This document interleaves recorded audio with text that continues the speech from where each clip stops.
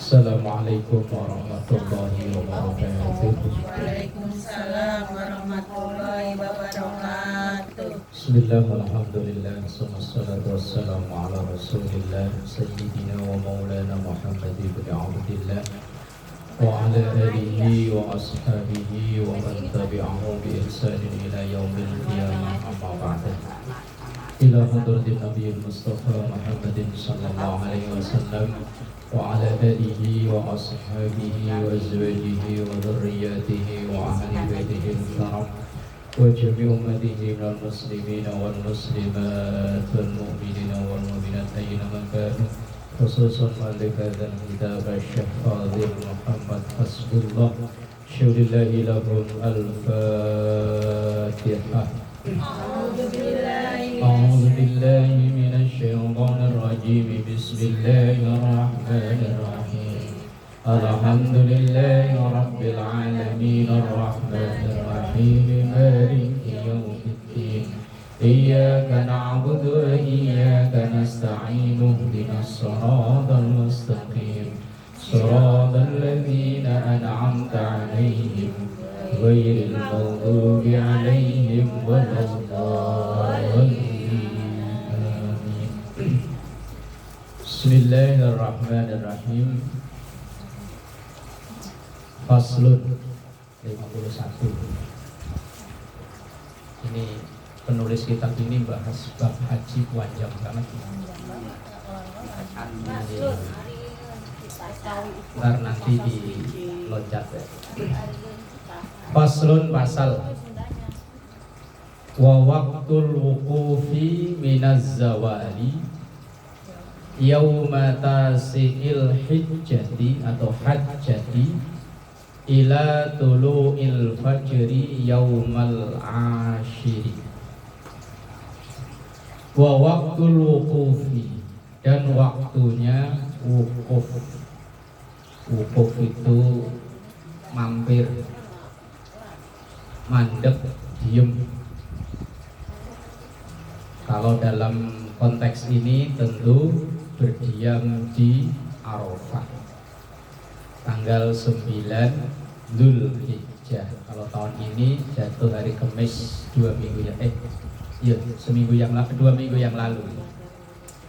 Mulai minaz zawali, dari tergelincirnya matahari. Yauma tasi'il hijjati, di hari ke-9 bulan Dzulhijjah.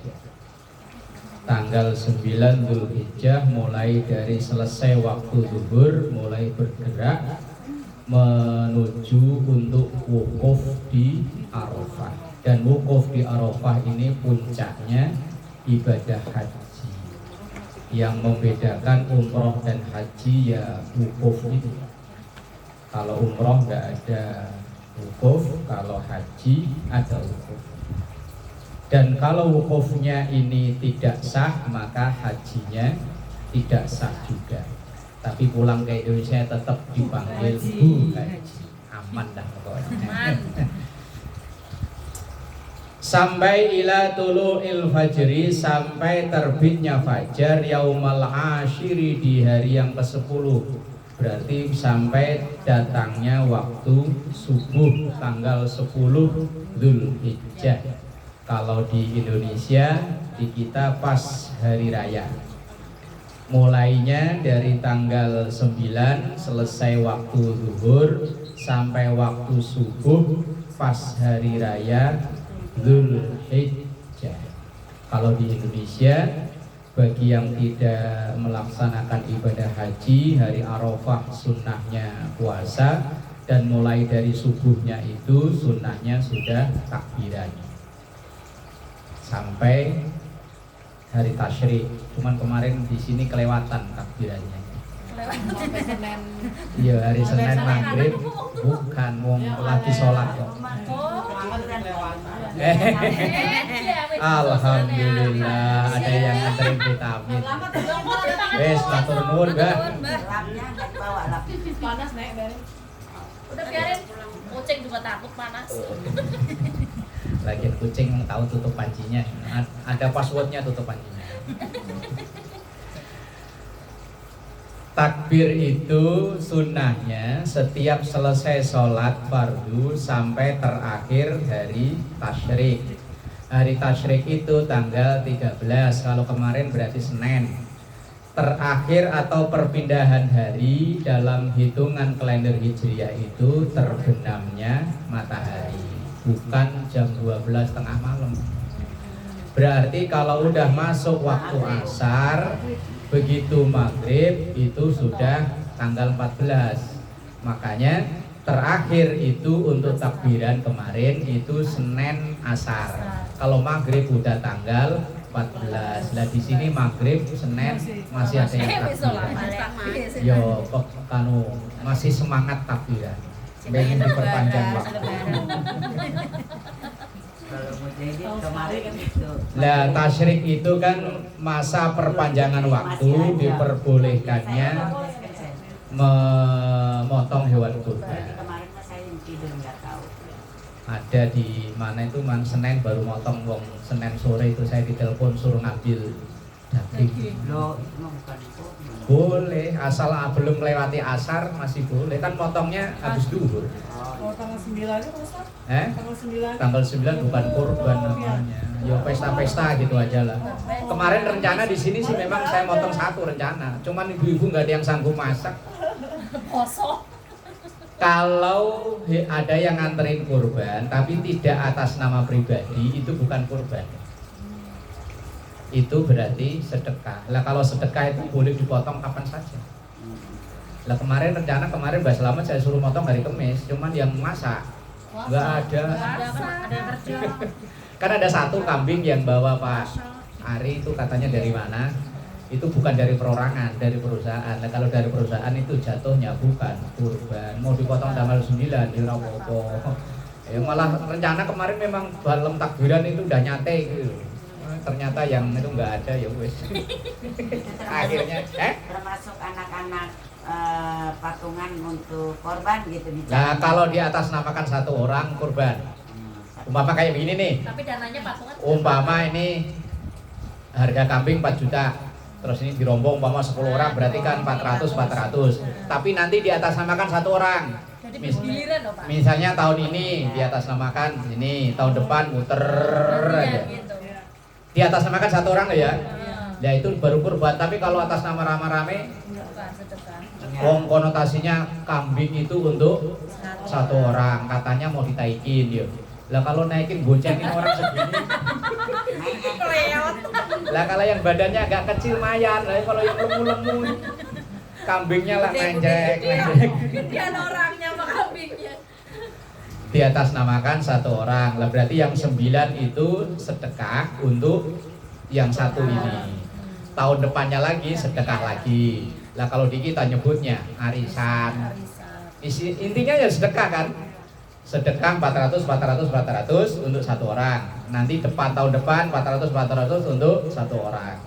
Dia tetap di atas namakan satu orang. Lah kalau di sekolahan itu nggak tahu deh. Tahu ya di atas namakan saudara. Ya mungkin di atas namakan guru, salah satu guru mungkin ya saya nggak tahu om, saya nggak pernah ngalami. Kalau dulu pernah anak-anak Masjid Baitul Taqwa itu pernah patungan, tapi di atas namakan satu orang. Biar nanti jatuhnya tetap hewan kurban.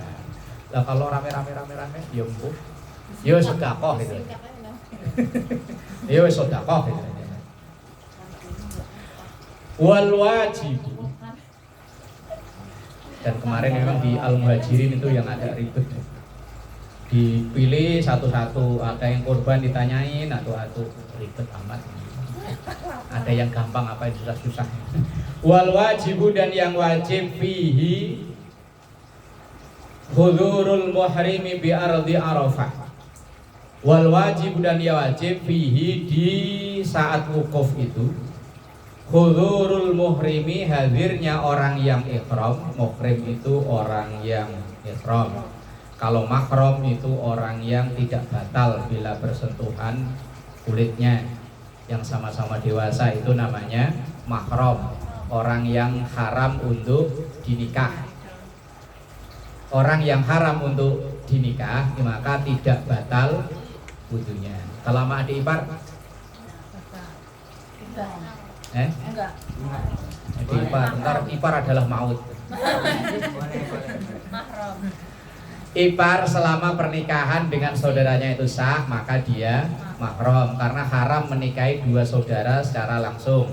Tapi kalau pernikahan umpama dengan kakaknya ini sudah bubar, maka ipar itu udah bukan mahram lagi, maka boleh nikah dengan mantan adik ipar kan, ya istilahnya turun ranjang. Lah anak Rasulullah sendiri kan begitu.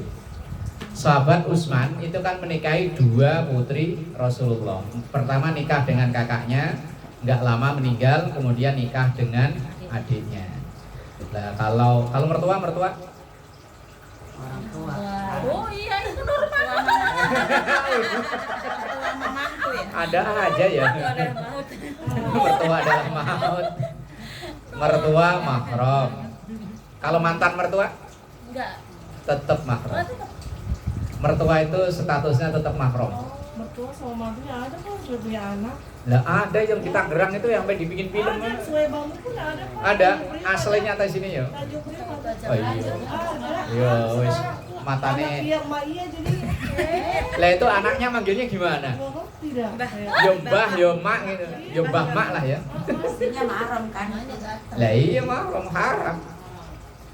Ya wis haramnya double-double itu. Tapi ya boleh zaman sekarang. Yang tempo hari di TV saya lihat di Medan, kakak adik kandung, dia sampai punya anak. Kalau dulu pernah ada kejadian di Priuk itu gara-gara tidak tahu. Jadi ada orang belayar, dia mampir di sini punya anak laki-laki, mampir di sini punya anak perempuan. Begitu ini sama ini sama-sama merantau ke Jakarta. Kemudian kebetulan satu kerjaan, ini bukan di sinetron ini. Kalau ini nyata asli, karena saya dipertemukan dimintai pertimbangan. Kemudian ya karena sama-sama suka akhirnya menikah. Lah waktu menikah karena si perempuan ini udah nggak tahu bapaknya di mana, kan akhirnya wali bukan bapak, kakak atau siapa bukan. Lah begitu ternyata sudah menikah, udah punya anak satu, dia main ke rumah mertuanya. Ya, cerita mertua bahwa bapaknya ini orang ini, gambarnya ini loh. Baru tahu loh, itu yang ditujukan mak saya itu katanya bapak saya. Akhirnya keluarga ini sama keluarga ini dipertemukan, ternyata iya.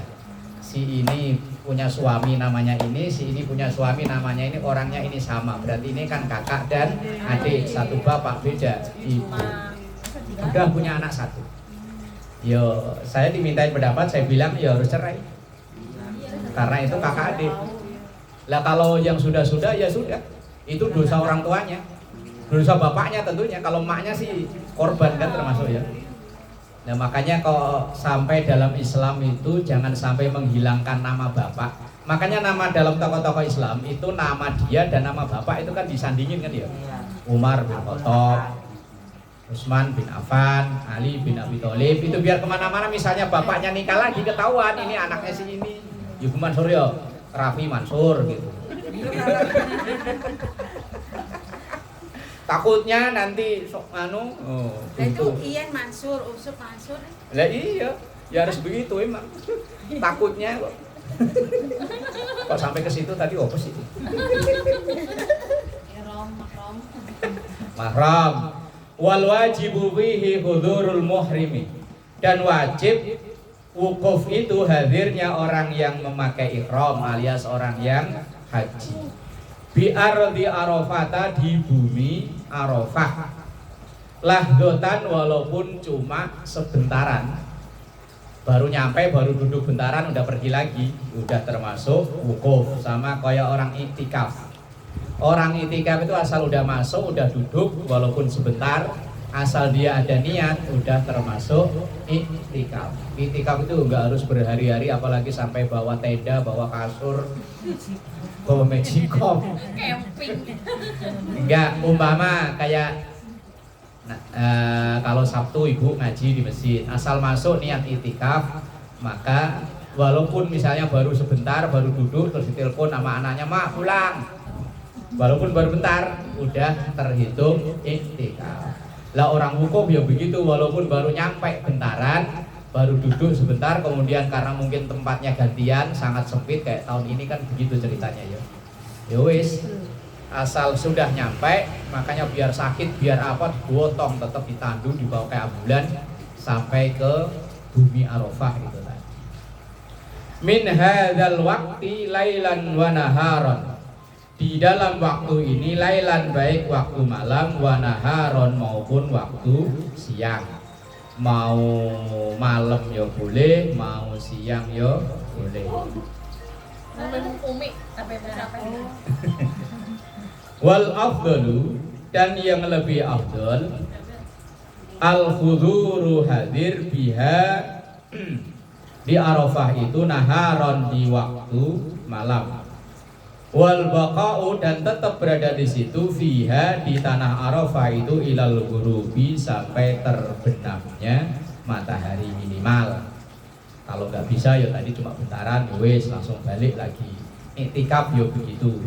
Asal masuk duduk bentaran keluar lagi udah terhitung iktikaf. Ya syukur-syukur sampai ngaji, baca Yasin, baca Waqiah, baca Rahman sampai kelar, yo malah lebih afdol seperti itu.